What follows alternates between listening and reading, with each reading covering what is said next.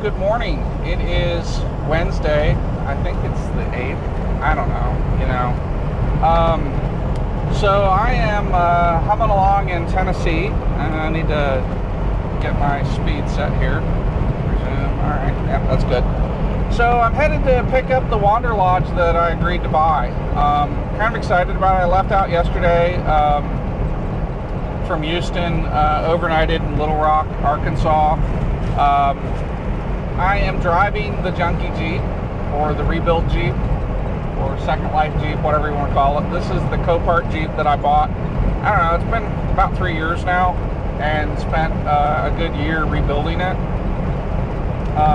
Not 100% sure how the audio is going to turn out. The audio might turn out and be awesome, and the audio might be an absolute flying disaster, because there's a ton of road noise. It's a Jeep. So far, I've been real happy with it. It's getting about 16 miles to the gallon. I'm keeping the speed at 65. It can go faster, but this Jeep is really twitchy on the road anyway. I've redone the alignment a couple times, and yeah, it's just twitchy. It's got 12.5 by 33 BF Goodrich ATs on it, so the tire size could have something to do with it being a little twitchy on the freeway. And it's got a suspension lift on it, so that could have something else. So anyway, 65 seems like a happy place. I've got a whole bunch of tools in the back, and I'm really excited. I should get into Columbus, Ohio this evening. I think Reynoldsville is actually where my hotel is. The bus is actually in a little town called Canal, Winchester. I guess Ohio and wanted to compete with Texas on strange names for places, but I got my work cut out for me. I managed to clear out some space on my schedule, so I've got a couple extra days this week. Assuming that I don't have any issues on the trip, knock on wood. Jeep is definitely a lot thirstier than the Prius. Oh yeah, no doubt about it. The Prius averaged 45 miles to the gallon. The Jeep, it's all I can do to get 16. 16.13 is what it calculated out to yesterday. So, I was going to bring my friend Marty with me, and I told Marty, I said, hey, are you sure you want to do this? This is going to be like riding in Spirit Airlines for 2 days. He drives a Bronco, so, that's more of a princess ride. It's got that F-150 suspension, and it's got the, Ford makes a nice car on the inside. It's a little bit roomier, a little bit longer, a lot heavier, a hell of a lot more expensive. I'll stick with my Jeep, thanks. But anyway, this isn't that kind of ride. The Jeep is all about function, not comfort. If you wanted to be comfortable, you should take something else. This is the first really long trip that I've taken the Jeep on, so it was nice to have zero issues yesterday, and I don't expect any issues today.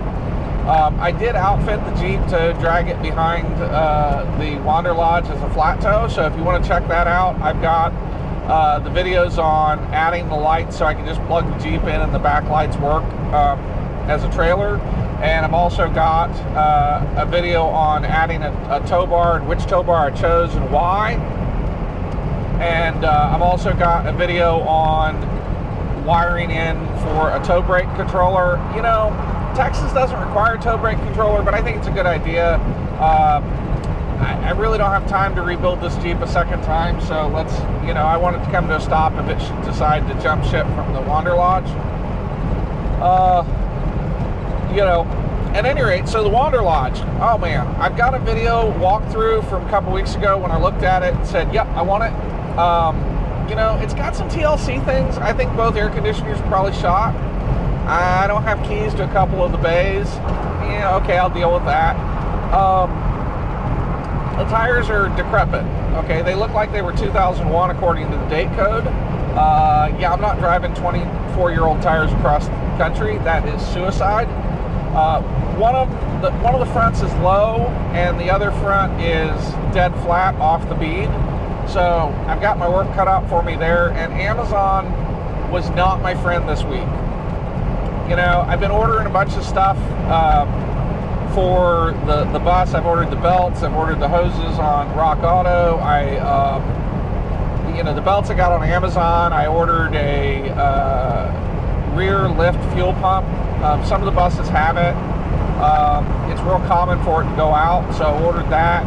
I ordered air and oil and power steering filters. You know, basically I'm trying to be as prepared as possible, and I've got about half that stuff staged. I've got brand new batteries. So I ordered some battery clamps. They're behind me somewhere. And but I got to put batteries in it, and I got to get it started. And they were saying that they couldn't get it to start the other day. And so I asked them, I said, well, did you prime it with the fuel pump? What fuel pump? So they didn't even know that there was a priming pump on top of the engine. I'm going to get to meet the actual seller. I'm kind of excited about that. I've been working with his son. His son's a super nice guy. By the way, they have 3 other buses for sale.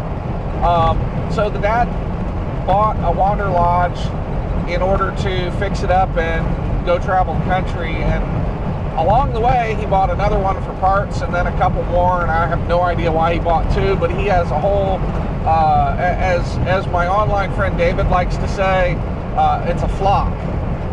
When you have a bunch of birds, it's a flock. And I'm like, oh God, I'm so glad I only have one driveway, because otherwise I would probably own a flock too.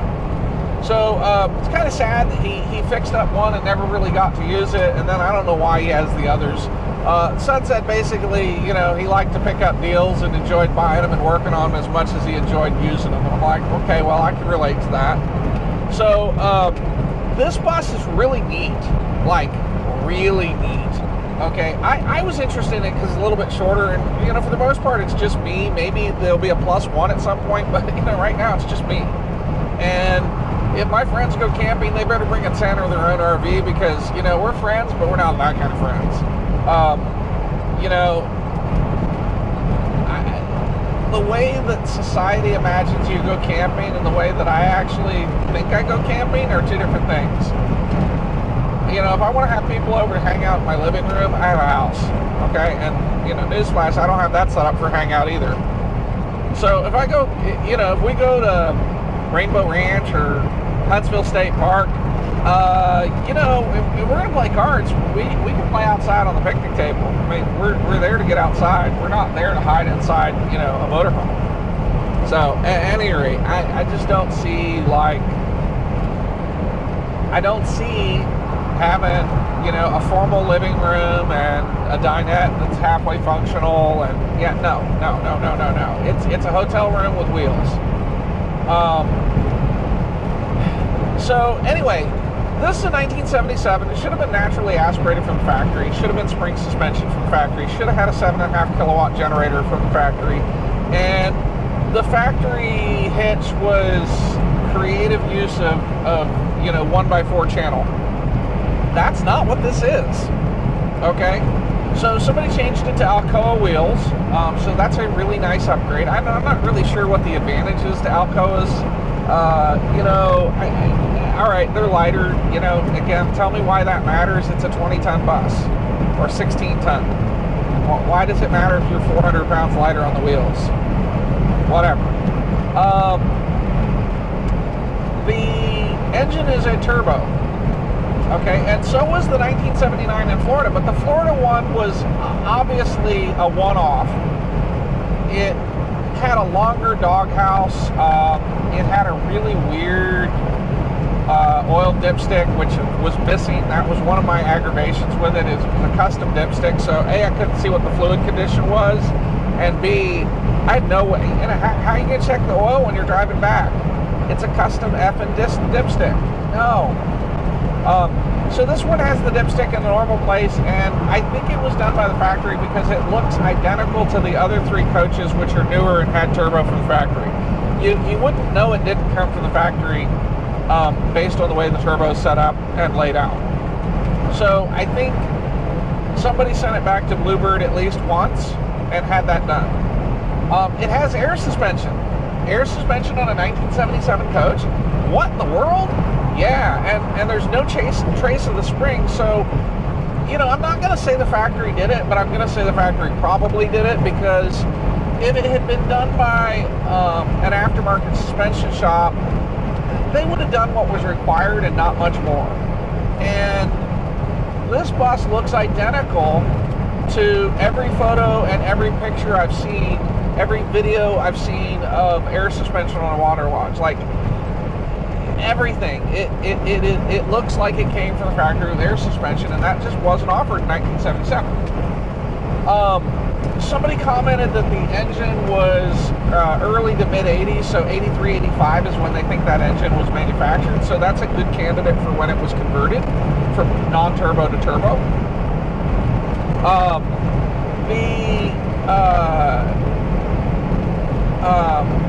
I just realized I'm exceeding my 65 mile per hour speed limit. I don't know why I'm doing that. I do. Yeah. All right, so now I'm doing 70, and I really should slow down here. But then I'm gonna piss off that truck behind me because I just passed him. So, at any rate, I'll just hit resume and accelerate. At some point, I'll slow back down. Yeah, that's a good spot. So, the air suspension looks like it came from the factory.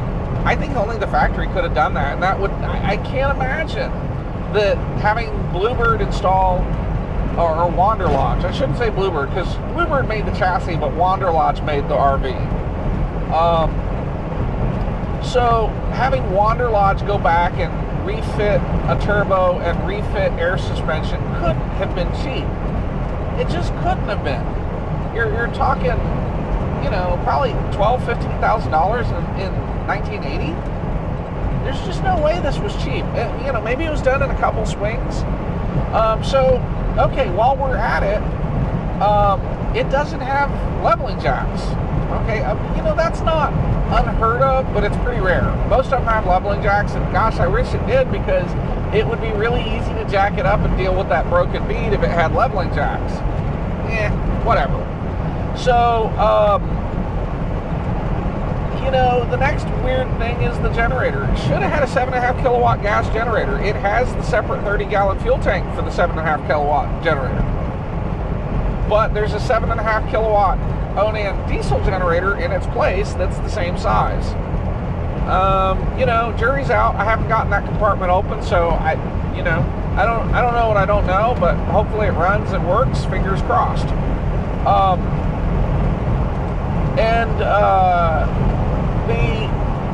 The other thing is somebody replaced the hitch, and there's a receiver hitch on the back, and it's a heavy-duty receiver hitch. Like, it's really well done. Much better done than the others that I've looked at. And then the rear axle. The rear axle was not stock. Okay, so in a 2-axle bus, you don't need an output shaft on your axle. There's nothing else behind it. You're not putting a tag axle back there. It's not an option. But this axle has a blanking plate on an output on the back of the axle. So that means somebody swapped the axle out. The only reason you swap the axle out is either for a 2-speed rear end, or to get to a better gear ratio so you can do, you know, better speed on the freeway. So I'm really excited. It sounds like somebody really set this coach up for running down the road. And, you know, that's cool stuff, because that's not stuff I would ever pay to do. Now, all things being equal, I would have rather have had spring suspension. Springs generally don't go bad. Springs don't generate air leaks. You don't have to jack the bus up and replace the springs because they've developed a leak or they ruptured. So, you know, there's some real advantages, but the air ride is way better. So we'll see where we're at with that. So back to Amazon. You know, it's all I can do not to say cuss words. I placed a bunch of orders over the weekend because at the last second, I was pricing out tires So I called, let me give you the backstory. So I ordered, I ordered the tools to be able to change the tires if I want to do it myself. I know, somebody's going to make a comment that I'm an idiot, blah, blah, blah, blah, blah, blah, blah, blah, blah. Thank you for your armchair expertise. Really? Seriously? Without experts on the internet, I don't know what I would ever do. And I didn't stay at a Holiday Inn Express last night, so I'm not claiming to be an expert either. Nor did I stay at a Motel 666, because I just don't stay at that brand. Or fucking Oyo. Oops, yep, we got a cuss word in the video. Ha ha. Anyway, so when I called CoachNet, because, if you own a motor coach, you really got to have CoachNet, because anybody else, they're only going to cover like a few $100s of your tow bill, and towing is breathtakingly expensive on coaches. So I called, I got CoachNet in place. I called CoachNet, and I asked them, they have an RV tire program. So I called them and I said, hey, I'm going to need tires. How does this work? What do you got? Oh, well, we have an exclusive discount with with Michelin and with Goodyear. Oh, okay, great. Well, I don't necessarily need, a top shelf brand. Oh, well, those are the only two we offer. Okay, well, shoot your shot. Okay, well, our discounted rate is $777 or $847 for Michelin or Goodyear. And I'm like, really? Are there people that pay that much for those tires? Does that include disposal? Does it include mounting? Does it include balancing? Does it include on-site service? I'm hunting for the value in this program. Oh, no, all that's extra, and it's whatever the place wants to charge you. Come on, man. What the hell are y'all doing? That's a scam, okay?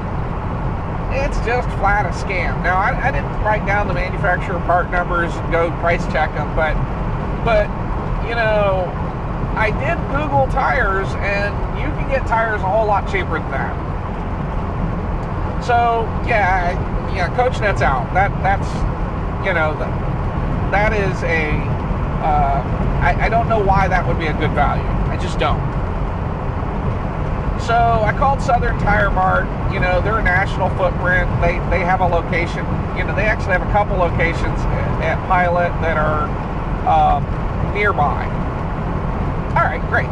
So I called Southern Tire Mart. Very friendly lady, no nonsense. Explained to her that I'm buying a motor coach. I need 6 tires. They don't do takeoffs, because I thought about doing 4 takeoffs on the rear. But they have Gladiator, which is a house brand, and those are $333 a piece. Their mounting in the shop is $60 a piece. I'm like, yeah, okay, that's kind of expensive. They do offer on-site, but they bill it as mileage and straight time, and then field mounting is straight time. And I'm like, okay, well, that could go well, or that could be a shit show. But it's $160 an hour, so she estimated for them to drive to me, mount the tires, and drive back would be $480, including the mileage. I'm like, okay, well, it's an option. It's kind of expensive.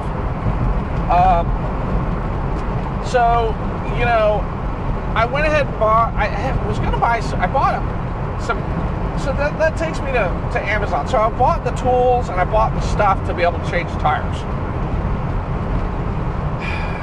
I don't know what's wrong with Amazon logistics. I really don't, but something is tragically wrong with Amazon logistics.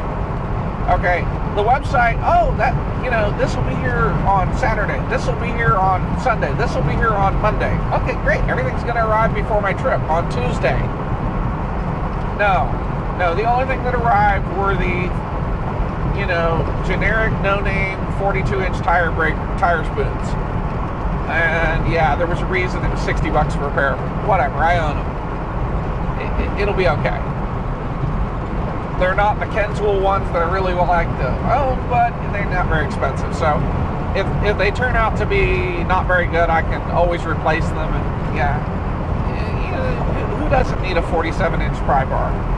Yeah, okay, so whatever. But like, I ordered a 6-ton V-bore air jack because, you know, I got a bus that's sitting on the flipping ground pretty much, and I got to pick it up. If I can pick it up and remount that tire, it's going to be a whole lot easier to move it out where I can have tires changed or, you know, anything. It just really needs to be up off the ground. So I got some flashing lights coming up behind me. I don't know quite what that is. I don't know if he's getting pulled over or if that's just an escort.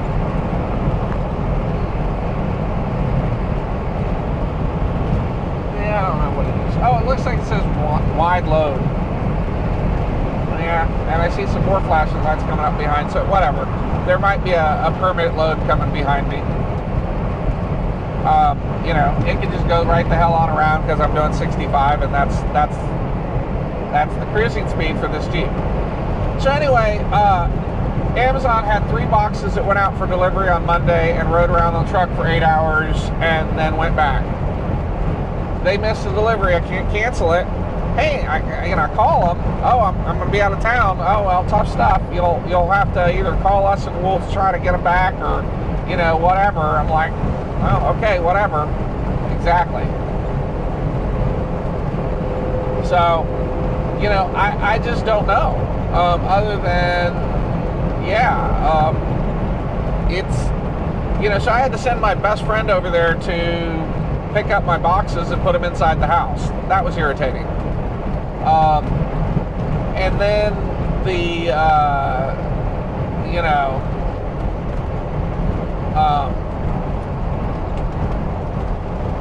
so at any rate, you know, what do you do?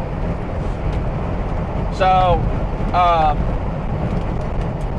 I reordered everything, and I had 2 of the boxes sent to the hotel, and I had a bunch of stuff sent to an Amazon locker. I figure I'm really pushing my luck having 2 packages delivered to a day's in. I got to call them later this morning and say, hey, by the way, I had a box sent to you guys. Sorry about that.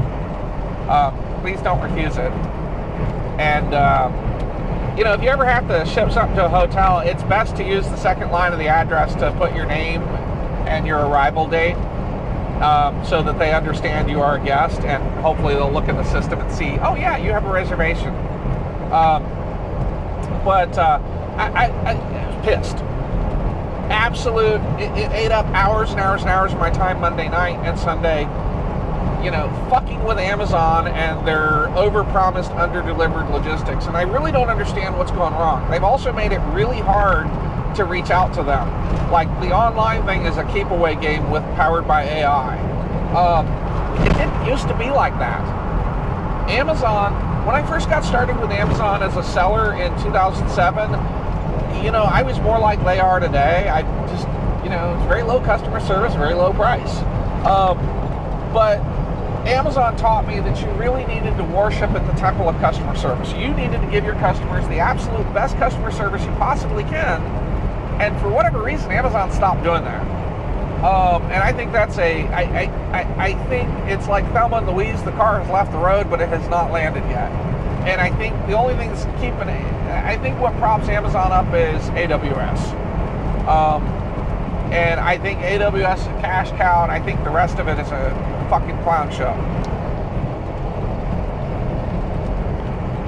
So anyway, I bought some seating paste, and I'm probably going to pick up a couple of 24-inch small tire spoons from Harbor Freight.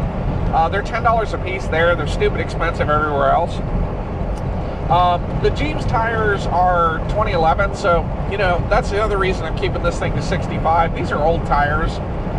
You know, all things being equal, I probably should have replaced them, but, you know, they got plenty of tread on them, and they haven't given me any grief since I've owned it. So, yeah, I'm going to burn the rubber off on a 1,200-mile trip to Ohio and then dragging it back behind the Wanderlodge.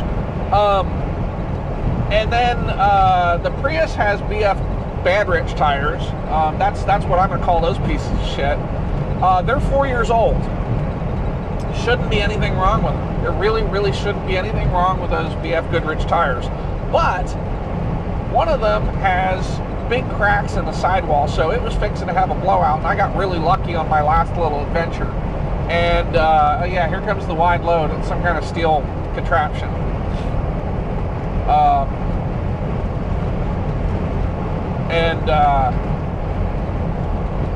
You know, so I don't know. You know, I shouldn't have that tire, but I've lost confidence in the tires. When I started Googling BF Goodrich and sidewall problems, it's a common thing for their tires.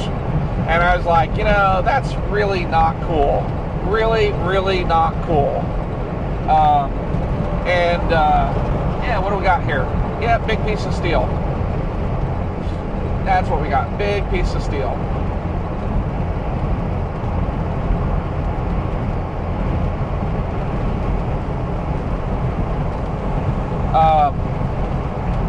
Yeah, he's got a little chase car behind him.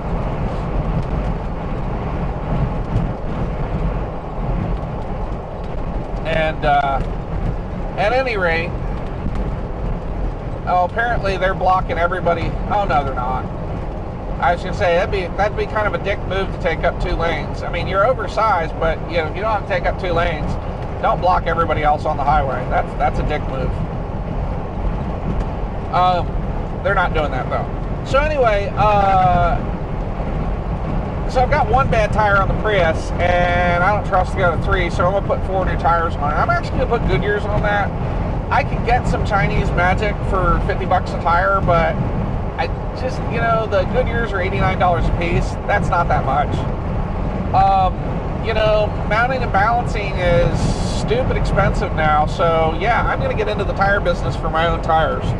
I watched the tech change the tires on my Crown, and it just wasn't that hard to do. So, you know, I think I can change the tires, and if I'm wrong, then I'll end up calling somebody, but I'm sure that I can change the tires on the Prius. I gotta change the tires on the Jeep, and the tires on the Nissan are 4 years old and 5 years old and looking kind of rough. You know, I've almost worn the rubber off. Those are Corsas from Discount Tire. They were the second cheapest option that Discount Tire had, and frankly, I'm amazed that they've lasted as long as they have. I've had, you know, I use that truck for home inspection, pest control, so I'm not surprised I picked up nails here and there. What I am surprised at is that they've just been damn good tires, and they were the second cheapest option that Discount Tire had, so I'm really impressed. I've done cheap tires a bunch of times in my life, and I've really never had any issues with them. I have had a blowout when I had an F350. I had a tire basically, you know, commit suicide on the freeway. Wasn't catastrophic, but it was definitely, it definitely ruined my day. But, you know, at any rate, I watched a handful of videos on YouTube, and I realized that, yeah, you know, it's really just not a big deal. People used to use tire spoons to change tires all the time, and I think I can do it. It probably won't go as fast as paying somebody else to do it, but, you know, for $500 a day, I can change tires. Yes, sir. Yes, I will absolutely do that if it will save me $500. You know, so I've got to call this place that does new and used tires and see what they'll sell the new and used ones to me for.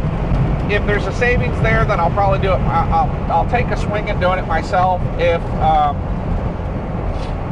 If not, then I won't. There's also this company, Treads Mobile in the Columbus area. He's got a really neat setup. He's a mobile tire shop. So he's got a, you know, 16 or 20 foot trailer that he's dragging around with a truck, and he's got, you know, air compressor and everything else in the back of it to do mobile tire service. And I'm like, man, that's brilliant. Sorry, about got run over by this truck that went past me. I don't know what the deal was. Maybe he's not paying attention. Yeah, he's doing something in the cab because he's all over the damn lane. That's sad. You know, it's not worth your life, fellas. Pay attention.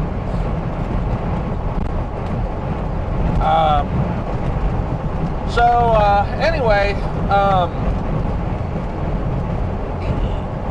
you know, I'm gonna put new tires on the front at $333, $350 a piece. Yeah, who cares? On the back, you know, I'd be fine with 4 takeoffs. And I know it doesn't sound like much, but $600 is $600, and this project's already a stretch. So if I can put 4 takeoffs that get me home, that gives me a chance to get the bus home and figure out what the situation is and then deal with it.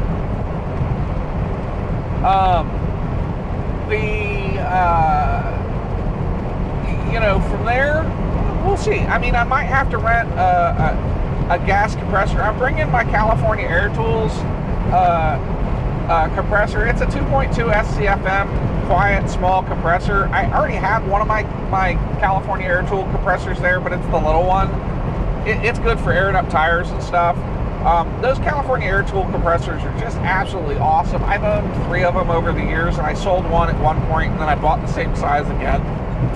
Shouldn't have sold it. But, you know, at one point I asked them, hey, what's the endurance on these? And they're like, it can run indefinitely as long as it has cooling air. And I'm like, sweet. They're just really good compressors, and they put out a fair amount of air for their size. That may not be enough to seat a large tire. Now, I do have a bead blaster, and, you know, there's a few ways to unseat the bead. Some people crush it off. I think that's a bad idea. Some people use a sledgehammer. That's also really not, I mean, if you're throwing the tires away, it's not a big deal, but that's really just not the best idea. And then there is a lever tool that you can buy. Okay, jury's out on that. And I bought a slide hammer bead breaker. So it has a lower piece and it has an upper piece. The upper piece is about 40, 50 pounds. The lower piece is another 10, 15 pounds. Come on, car, you either got to get with it or, you know, I just don't understand people that merge like they don't have anything to do. So, at any rate,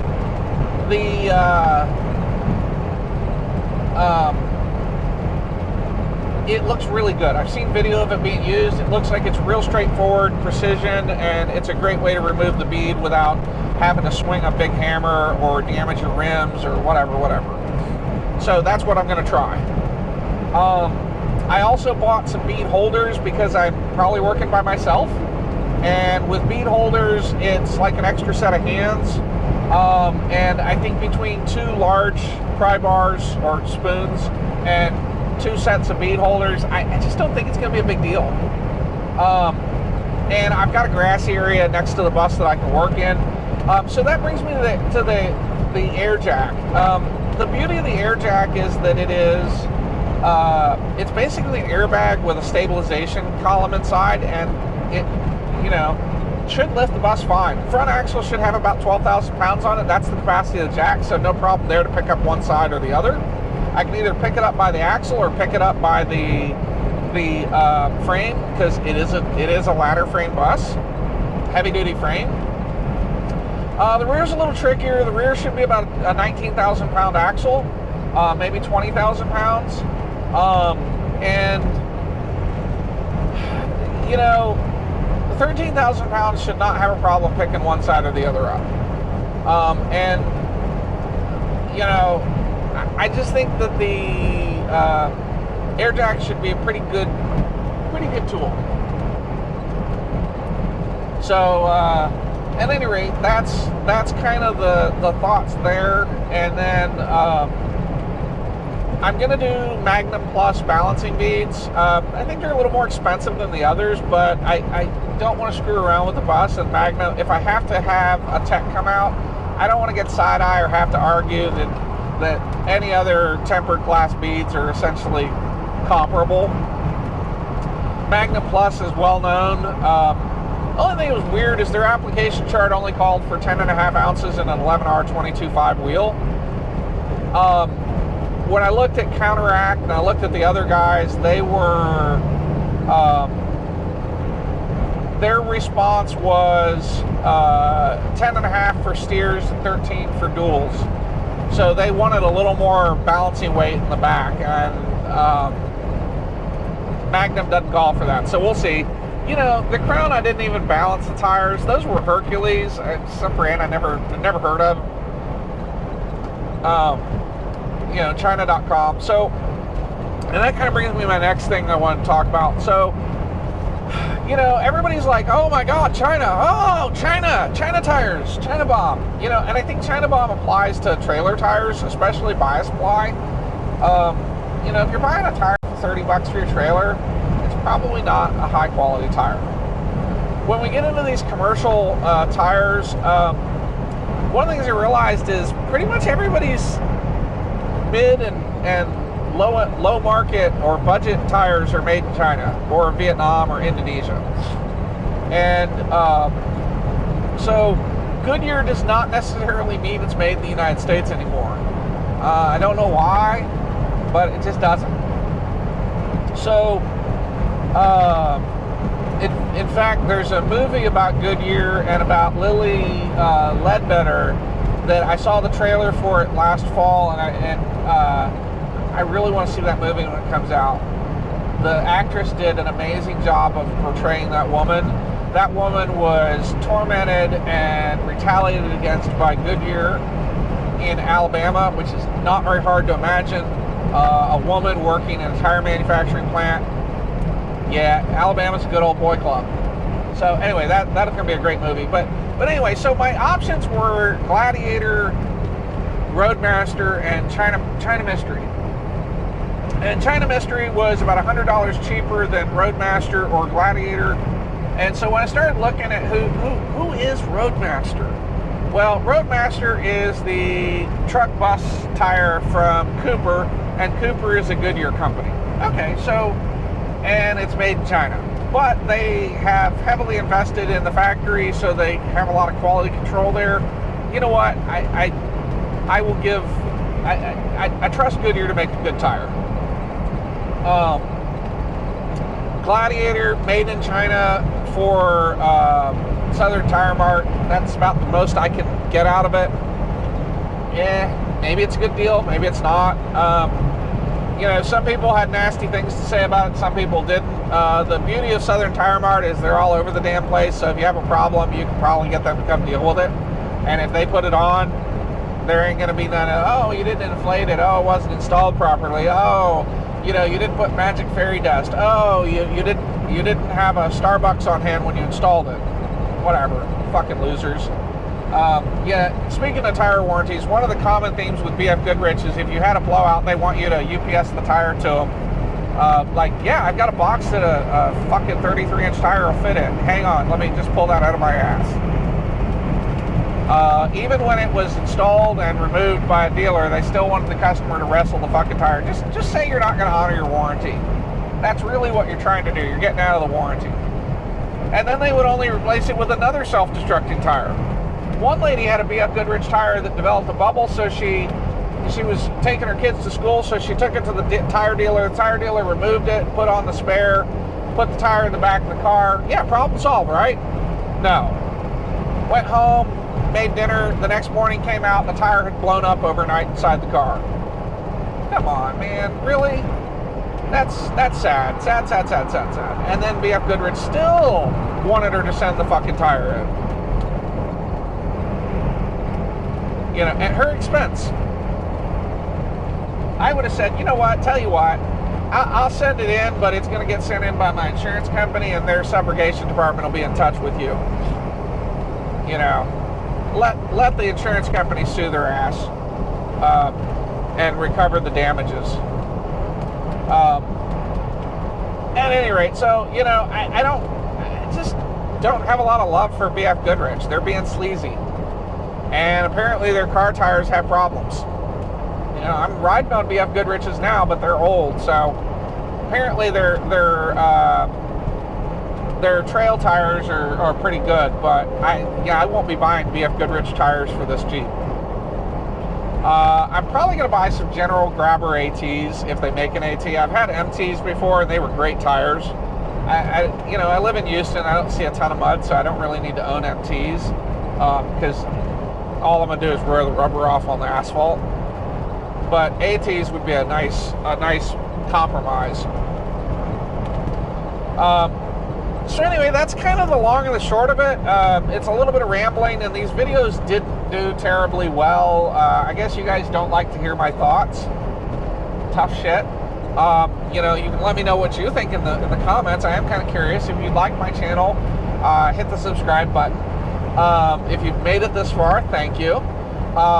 I do organize my videos into playlists so that you can outsmart the algorithm and actually find the sequence. I give them episode numbers so you know which video is in what order. And I do encourage people to jump around.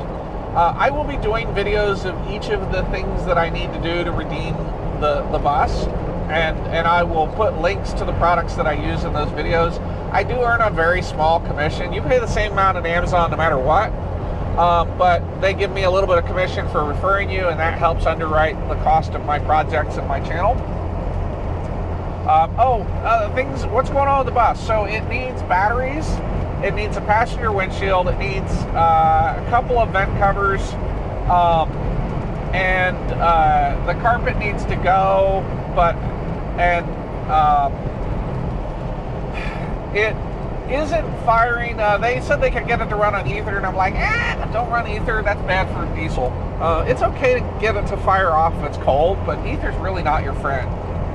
I gave it a sniff of ether, and it wanted to fire over, so it's a fuel delivery issue. And there's a issue with this trucker. These truckers always go to pass me on the hills, and they probably think I'm an ass because my cruise control kicks in at about the point they go around me and speeds me up 2 or 3 miles an hour. And yeah, sorry guy, but yeah, these truckers probably think I'm an ass because it speeds up and slows down, speeds up. It's a Jeep. It's got cruise control. That's about the nicest thing I can say for it. So anyway, the fuel delivery issue. I didn't see any fuel when I looked at the tank, so I need to make sure it's not out. So I brought my borescope with me so I can look at the fuel tank. It's a giant ass fuel tank, and if I can't see fuel, that means it's really low. I trust no fuel gauge on a boat or RV or an older vehicle. The shutdown solenoid is notorious for failure on these. It springs to closed, and it uses electricity to hold it in the run position. And then underneath there is a little shutdown lever, and it moves a yoke inside the injector pump that cuts on or cuts off the fuel, and that is known to stick. So I need to go through and figure out, do we have fuel? Okay, if we don't have fuel, I got to go buy a gas can and start making trips to the gas station to get some diesel. Then we got to figure out, do we have a fuel shutoff problem? Is it the shutdown solenoid? Is it the lever? If it's the lever, you can spray some pea blaster on it and work it back and forth, and that'll apparently redeem it. If it's a bad shutdown solenoid, I'll just have to buy one and spend the money to have it sent to me. That might hurt me on time. We'll see. I also, I'm anticipating not having internet there, so I went ahead and bought a Starlink Mini. I sold the F350, and the proceeds to that will help underwrite the bus. But the Starlink Mini is fantastic. That's going to give me internet wherever I'm at. No questions asked, I will have internet. If I need to order a part tomorrow morning at 10 o'clock, I can order the part. Not a big deal. So, we're going to see. Hopefully it doesn't, it was running a year ago, or 2 years ago, and it was last registered 5 years ago, so it's been sitting a while. Kitty doesn't like to sit around. And you know, it is what it is. I saw something really funny on an 18-wheeler the other day. He had a decal above his fuel tank that said cat food. So I guess he had a Caterpillar engine in that truck. And I had been thinking about making a small vinyl graphic for above the fuel door to say cat food, and doing like a joke off the Meow Mix and call it Diesel Mix. Anyway, or Fancy Diesel. That's probably it there, Fancy Diesel. You know, so I got my work cut out for me there. The batteries, one of them is flat dead, like 3 volts or something, so it's toast. And the other battery is, it had 12 volts, but it didn't have any oomph. We put my battery charger starter on it on the 200 amp setting, and then he had a couple of jumper packs, and we could get it to go woof woof. And I'm like, yeah, that ain't fast enough to fire a diesel engine. It needs to go woof woof woof. Because if you're not turning the engine over at a good clip, it just isn't gonna light. Especially mechanical diesel. Yeah, just not gonna happen. These engines don't have glow plugs, so you gotta spin them over pretty good if you want them to run.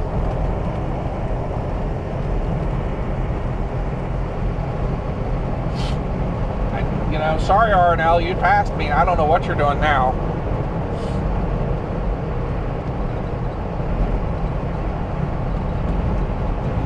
You know, he went past me at 70 and then slowed down to get behind me. So I guess maybe there's a way station coming up. I have no idea.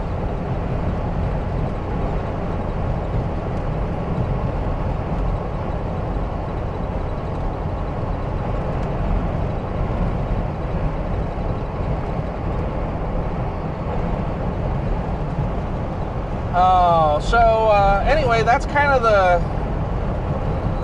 that's the story. There's the other condition of the bus issue. There's a soft spot in the floor in the bathroom, and I'm pretty sure there's a vent above it. So, you know, big deal. There's a steel floor below the plywood floor, so, and I don't really care for that linoleum anyway. So when I deal with the carpet, I'm going to put laminate vinyl flooring in, or laminate vinyl plank, as it's sometimes called. And when I do, I'll remove the toilet and remove the linoleum that's in the bathroom and make the